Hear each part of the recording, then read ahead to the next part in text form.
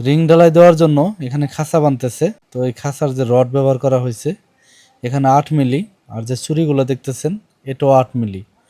নতুন মাটি, পরবর্তীতে যেন কোনো সমস্যা না হয়, মানে পিটায় ঘরের ডোয়ায় যেন ফাটল না ধরে, সেই জন্য এই রিং ঢালাই দেওয়া হবে। এই রিং ঢালাই দেওয়া হইতেছে যাতে ভিটিটা সাপোর্ট থাকে, ঠিক আছে। তো ডোয়াটা যেন সাপোর্ট থাকে সেই জন্য এই ব্যবস্থা নেওয়া হয়েছে।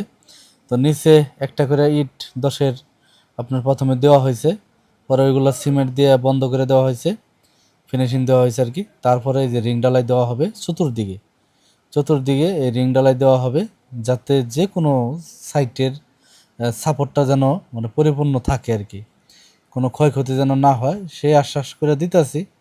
তার মধ্যে বিপদের কোনো হাত পাও নাই, কিন্তু তারপরও নতুন মাটি সেই জন্য এরকম চিন্তা ভাবনা করে নিয়ে কাজটা করা। আর এই কাজের যে পরামর্শ দিছে সে হলো একজন প্রবাসী ভাই, আমার বাংলাদেশি ভাই, সে একজন ইঞ্জিনিয়ার।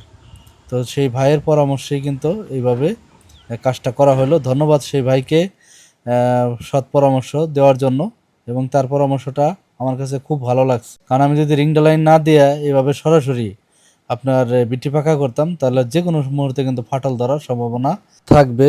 তো ধন্যবাদ সবাইকে, আপনার ব্যক্তিগত মতামত জানাতে পারেন।